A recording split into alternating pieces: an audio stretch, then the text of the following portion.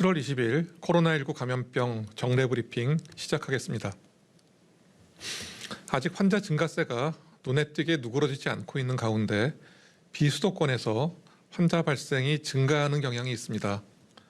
이와 관련된 집단 감염 사례에 관해서 말씀드리도록 하겠습니다.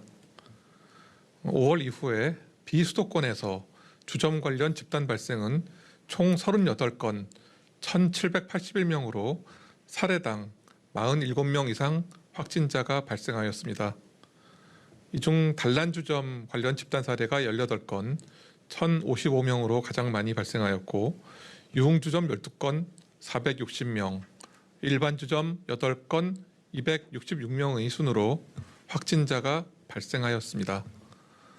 이들 집단 사례는 공통적으로 증상 발생 기간 중에 다중이용시설과 직장을 지속적으로 출입함으로써 발생 규모가 커졌으며, 특히 환기가 어려운 시설 내에서 장기간 노래, 음주 등을 통해 감염 및 전파된 것으로 확인되었습니다.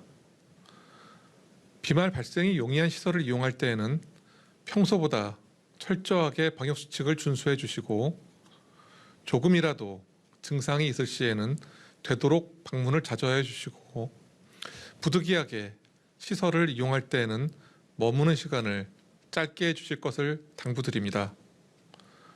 또한 시설 관계자는 방문자의 증상 체크와 방명록 관리, 주기적인 환기 등 기본적인 방역수칙을 철저히 실천하여 주실 것을 부탁드립니다. 다음은 변이 바이러스 현황에 대해서 말씀드리겠습니다.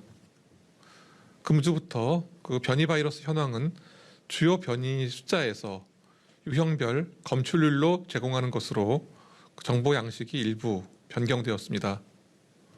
이는 현재 표본 검사로 변이 분석이 이루어지는 것과 개별 사례 숫자보다 전체 분석권에서 차지하는 비율이 변동을 모니터링하는 것이 역학적 상황을 평가하는 데 더 적절하기 때문입니다. 최근 일주일간 변이 바이러스 분석률은 25.1%로 국내 발생 사례에서 23.3%, 해외 유입 사례에서 70.6%입니다. 지난 1주간 발생한 코로나19 확진자 중 모두 2,381건입니다. 그 분석건은 2,381건에 대한 유전자 분석 결과 1,252건의 변이 바이러스가 확인되어 주요 변이 검출률은 52.6%입니다. 변이 유형으로는 알파형이 12.5%, 델타형이 39.9%로 델타형의 비율이 가장 높았습니다. 다음은 현재 코로나19의 위중도에 대해서 말씀드리겠습니다. 작년 12월에 2.7%에 이르렀던 치명률은 이후 지속적으로 감소하여 지난 6월에는 0.24%까지 감소하였습니다. 월별 중증화율은 작년 12월 4.72%였으나 올해 2월에 2.82%, 4월에 2.22%로 감소하였고 6월에도 2.22%에 머물러 큰 변동은 없었습니다. 다만 중증자를 연령별로 살펴보면 지난 6월 20일부터 7월 10일까지 3주간에 걸쳐 60세 이상의 중증화율은 10.1%에서 4.8%로 절반가량 감소하였으며, 60세 미만의 경우 1%의 중증화율을 유지하고 있으나 환자 발생 수 증가, 그리고 이런 상황에 따라서 위중증자 그리고 사망자의 숫자는 좀 증가한 편입니다. 최근 4차 유행 단계에 접어든 상황에서도 중증화율이 낮은 것은 60세 이상 어르신들께서 적극적인 예방접종을 실시한 결과로 이렇게 판단하고 있습니다. 7월 마지막 주에 시행되는 55세에서 59세 연령층의 백신 접종에 대해서 말씀드리겠습니다.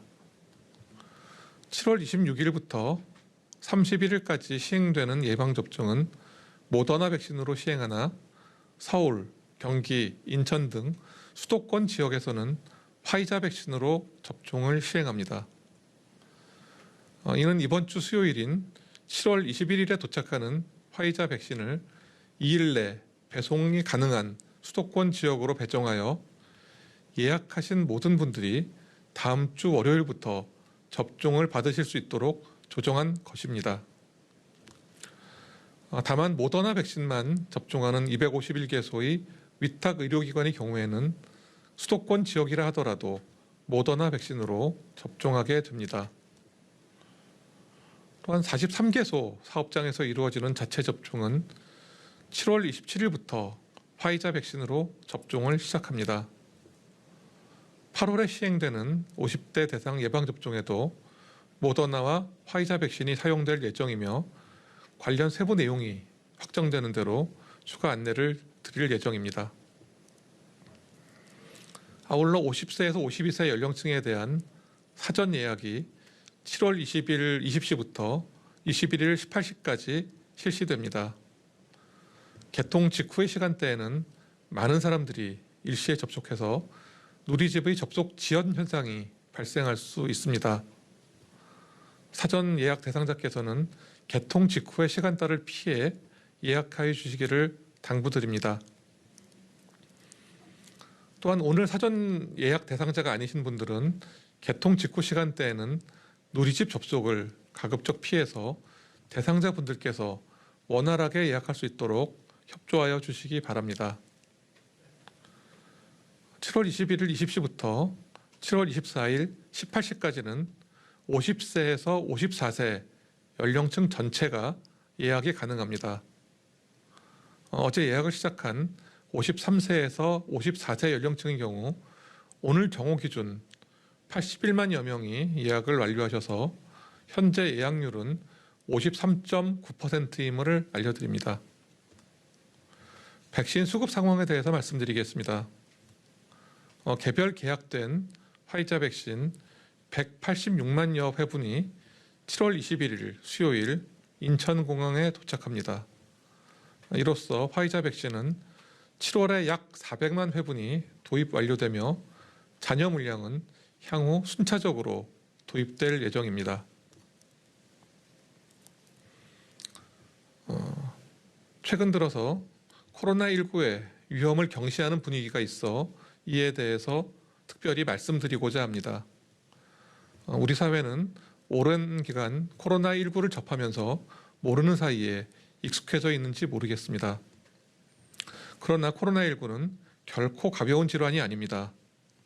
전파력은 인플루엔자보다 훨씬 높으며 한 사람이 다수의 사람을 대규모로 전파시키는 슈퍼 전파도 더 빈번한 것으로 알려져 있습니다. 거기에 코로나19는 중증화율도 높습니다. 이는 60세 미만의 비교적 젊은 연령에도 해당이 됩니다. 지난주 60세 미만에서 중증화율은 1.13%였으며 이는 젊은 연령이라도 감염된 경우에 100명 중 1명은 중증 치료를 받아야 한다는 것을 의미합니다. 또한 코로나19의 특성과 합병증은 아직도 그 정보가 다 알려져 있지 않으며 장기 후유증에 대한 연구도 필요한 상황입니다. 지금은 코로나19 유행의 중요한 고비이며 사람 간의 접촉을 줄여서 감염을 차단하는 것이 무엇보다 중요합니다. 전 국민이 유행 억제를 위해서 노력하는 엄중한 상황이며 어느 경우이든 사람이 많이 모이는 것은 피해야 할 그런 상황입니다. 최근 여러 집회가 예정되어 있다고 알려져 있으나 그 집회의 성격과는 관계없이 방역당국으로서는 이런 상황을 자제해 주실 것을 요청드립니다. 지난 민주노총 집회와 서울 강서구 감염자 발생 건에 대해서도 말씀드리겠습니다. 이 건에 대해서는 현재 역학조사 중으로 집회에서 감염되었을 가능성과 기타 경로를 통해 감염되었을 가능성을 모두 염두에 두고 조사 중에 있으며 아직 감염 경로가 특정된 것이 아닙니다. 다만 현재 역학조사의 일환으로 모든 위험의 확인을 위해서 진단검사가 필요하다는 판단하에 행정명령을 고시하였습니다.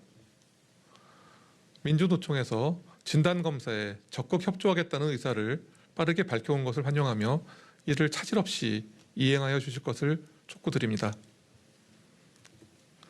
현재 많은 보건요원, 역학조사관, 의료진들은 폭염에도 불구하고 구슬땀을 흘리고 있는 상황입니다.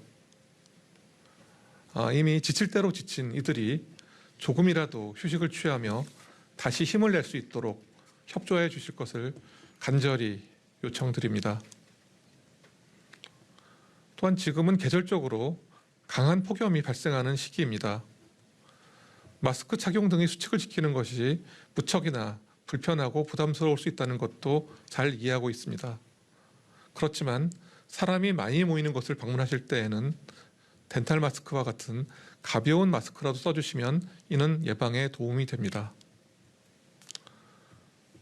고3 학생들과 교직원분들에 대한 예방접종이 어제부터 시작되었습니다. 접종 직후에 15분에서 30분간 접종기관에 머무르시면서 이상 반응 발생 여부를 체크하는 것은 물론 귀가 후에도 3시간 이상 주의 깊게 관찰하시기 바랍니다. 이후에도 최소 3일간은 특별한 관심을 가지고 건강 상태를 관찰하시면서 고열이 있거나 평소와는 다른 신체 증상이 나타나면 바로 병원에 진료를 받아주시고 접종 후 일주일 동안은 격렬한 운동이나 신체 활동을 삼가해 주시기를 부탁드리겠습니다. 방역당국도 최선의 노력을 다하겠습니다.